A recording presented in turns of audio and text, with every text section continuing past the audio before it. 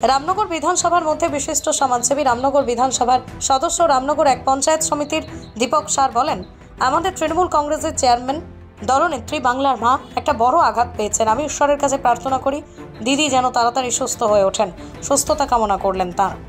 মুখ্যমন্ত্রী, আমাদের দেশ নেত্রী বাংলার মা, মমতাময়ী মা, আমি তার দ্রুত সুস্থতা কামনা করছি।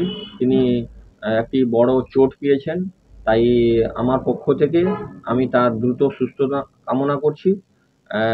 আগামী লোকসভা ভোটে তিনি যাতে সুস্থ হয়ে আমাদের সমস্ত মিটিং করতে পারেন পশ্চিমবাংলায়, তাই আমি তার দ্রুত সুস্থতা কামনা করছি এবং যাতে তিনি তাড়াতাড়ি সুস্থ হয়ে উঠতে পারেন সেদিকে আমি মঙ্গলময় ঈশ্বরের কাছে আমি প্রার্থনা করছি, যাতে তিনি দ্রুত সুস্থ হন এবং জনগণের মধ্যে তিনি আবার ফিরে আসুন। আপনার নাম? আমার নাম দীপক স্যার, সদস্য রামনগর এক পঞ্চায়েত সমিতি। যা পিতৃ মাতৃর কাছ থেকে যা পেয়েছি আমরা মাননীয় মুখ্যমন্ত্রীর কাছ থেকে আমরা সেই সব পাচ্ছি, সুতরাং আমরাও ওনার দ্রুত আরোগ্য কামনা করছি, উনি যেন দ্রুত সুস্থ হয়ে ওঠেন। আমাদের মাননীয় মুখ্যমন্ত্রী উনি গুরুতর আহত হয়েছেন, তো আমরা কালকে সঙ্গে সঙ্গে খবরটা পেয়েছি, তো ভগবানের কাছে প্রার্থনা করেছি আমরা যাতে উনি তাড়াতাড়ি দ্রুত সুস্থ হয়ে ওঠেন। সেই জন্য বিভিন্ন জায়গায় বিভিন্ন আমাদের যুব থেকে মহিলা থেকে বিভিন্ন নেতৃত্বরা বিভিন্ন জায়গায় মন্দিরে মানসিক করেছেন, কারণ আমাদের যিনি নেত্রী আমাদের বাংলার মা যদি অসুস্থ হয়ে যায় তাহলে এই বাংলায় অসহায় হয়ে পড়বে। তার জন্য উনি সুস্থ হয়ে উঠেছেন এবং বাড়ি ফিরে গেছেন। তো আমরা চাইবো তাড়াতাড়ি সুস্থ হয়ে, যেহেতু সামনে নির্বাচনী প্রচার আছে, নির্বাচনী প্রচার যাতে নামেন এই আশা রাখবো।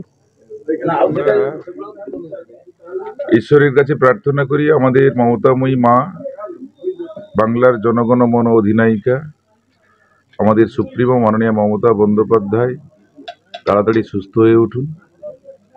তো তিনি আকস্মিক একটি ঘটনায় মাথায় গুরুতর চোট পেয়েছেন, আমরা সবাই তার জন্য চিন্তিত। তিনি অতি সত্বর সুস্থ হয়ে আবার তার কর্মজীবনে আসুন, কাজের মধ্যে আসুন, আমরা এটাই চাইছি এবং ঈশ্বরের কাছে প্রার্থনা করছি আমরা আমাদের নেত্রী যাতে তাড়াতাড়ি সুস্থ হয়ে ওঠেন, তার সুস্থতা দ্রুত আমরা কামনা করছি। আমরা পশ্চিমবঙ্গবাসী হিসাবে মমতা ব্যানার্জি শুধু আমাদের মুখ্যমন্ত্রী নন, উনি আমাদের বাংলার মা। মায়েরা কখনো হারতে শেখেনি, উনি খুব তাড়াতাড়ি সুস্থ হয়ে উঠবেন।